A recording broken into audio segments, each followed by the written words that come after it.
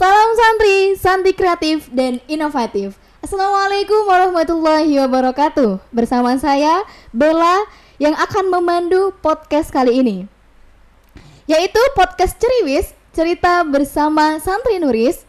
Nah, di podcast perdana ini kita akan mengulik cerita-cerita seputar profil Pondok Pesantren Mahasiswa Entrepreneur Nurul Islam 2. Nah, seperti yang teman-teman lihat, kali ini saya nggak sendirian.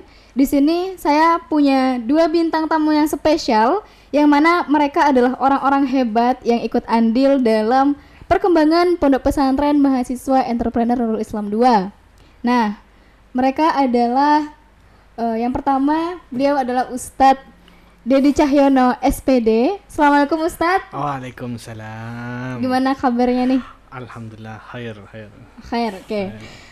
Baik, beliau ini adalah Ustadz Dedi Cahyono. Asal beliau dari Probolinggo dan beliau adalah lulusan UINHAS Jember, Prodi Pendidikan Agama Islam. Nah, kemudian yang satunya ini adalah Mbak Ade Yusfinda Mayanti. Assalamualaikum Mbak Ade. Waalaikumsalam warahmatullahi wabarakatuh. Oke, gimana nih kabarnya Mbak Ade? Alhamdulillah baik, sehat dan bahagia. Sehat dan bahagia, alhamdulillah.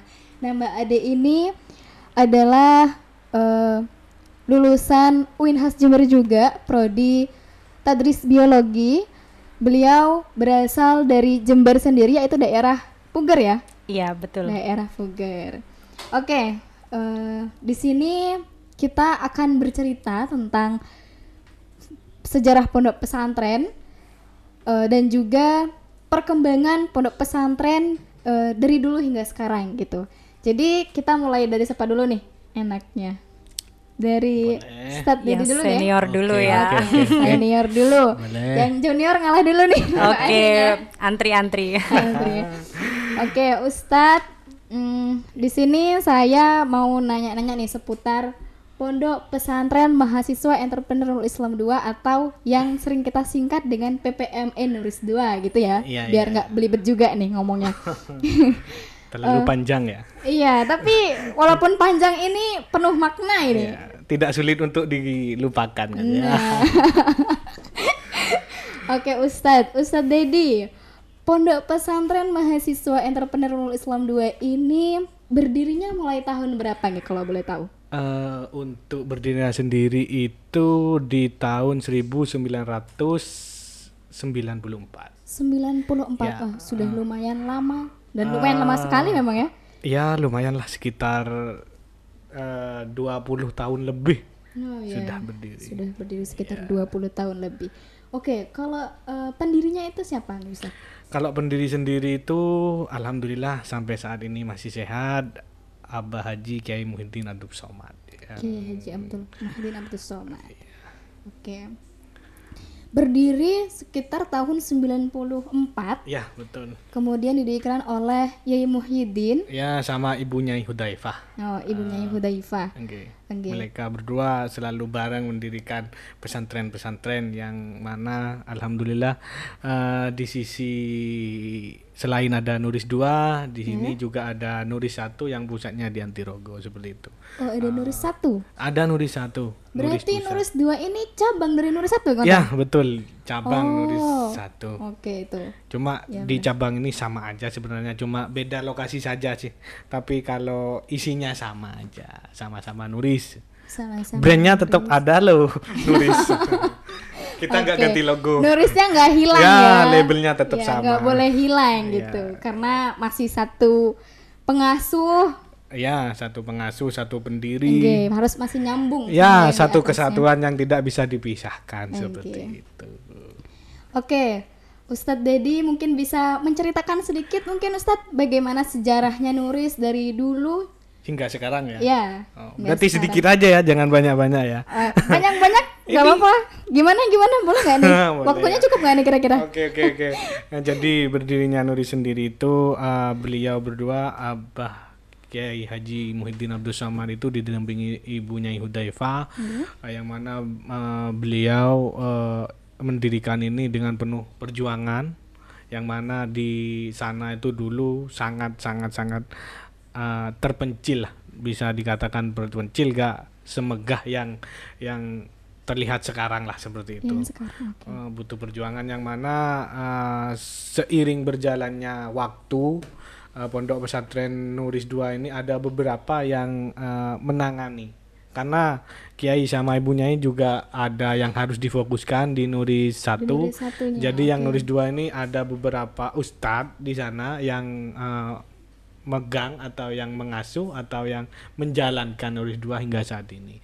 Yang mana dari tahun ke tahun itu saling berkembang dan juga perubahan-perubahan yang sangat pesat, alhamdulillah. Yang mana di tahun 1994 sampai tahun 97 itu di mana di sana ada Ustadz Holan Umar yang membantu mengasuh di sana.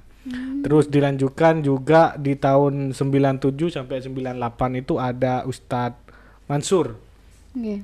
almarhum juga. Terus ada itu dilanjutkan di tahun 98 sampai 99 itu ada Ustadz Tauhid di sana. Terus 1999 sampai tahun 2000-an itu ada Ustadz ini Abdullah Karim. Terus di tahun 2002 sampai 2016 itu ada Ustadz Ihsan, yang mana beliau sekarang jadi praktisi di partai lah seperti itu. Dan sampai saat ini untuk pengasuh dari 2016 sampai hingga saat ini kebetulan alhamdulillah dipegang langsung oleh putri beliau, yaitu Neng Balkis Al-Humairo, didampingi juga Gus Abdurrahman Fatoni, seperti itu. Seperti itu. Jadi sejarahnya itu sangat kalau kita berbicara sejarah mungkin nggak cukup ya Nggak 1 cukup sampai 2 waktunya. jam ya. Iya. Jadi ringkas saja lah gitu. Yang penting kita sedikit banyak sudah mengetahui seperti itu. Oke, berarti untuk pengasuh saat ini masih Gus Abdurrahman Fatoni dan Neng Balkis Ya, Al-Humairo. betul. Ya. Oke. Kalau dulu di tahun 90-an itu apa Nuris 2 ini kan sekarang sudah ada putrinya. Apa Ya. dulu juga seperti itu? Ada putra, ada putri atau gimana tuh Ustadz?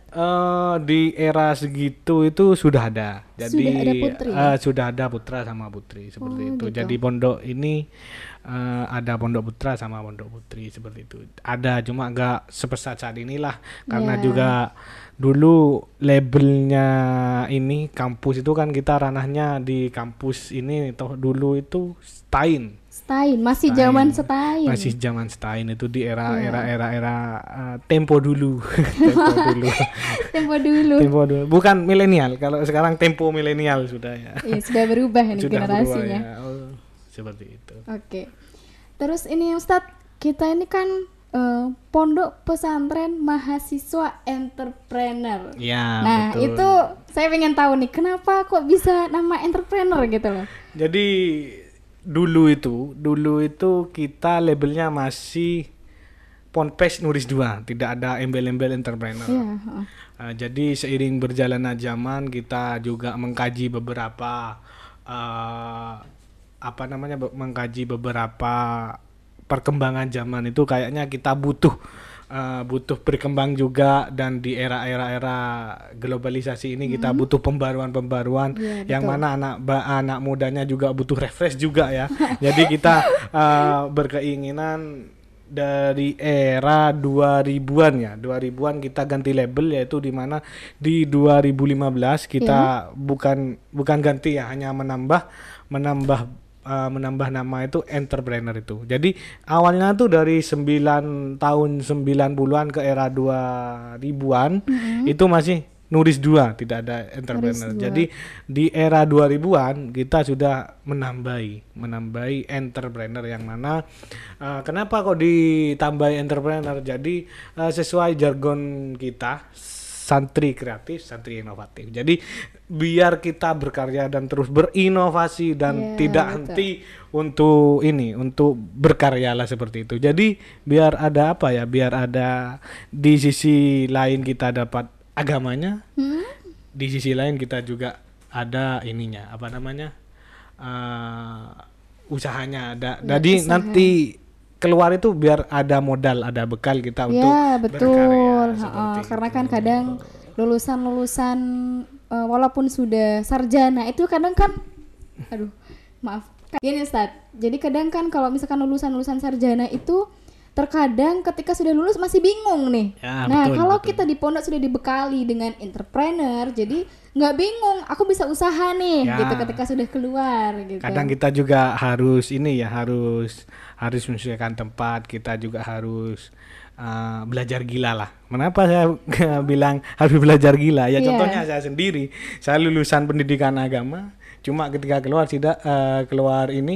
keluar kampus, alhamdulillah saya belajar gila dan tidak ini linier dengan jurusan saya Iya, seperti. iya, ha-ha. Ya saya kan ini apa namanya di kebetulan saya di bisnis juga, alhamdulillah belum dikasih kesempatan mungkin ya, di kesempatan untuk mengajar lah, karena kalau saya linier dengan produk saya yang waktu Iya. kuliah, saya harus jadi guru lah, jadi panutan. Tapi alhamdulillah mungkin masih belum waktunya untuk ke situ.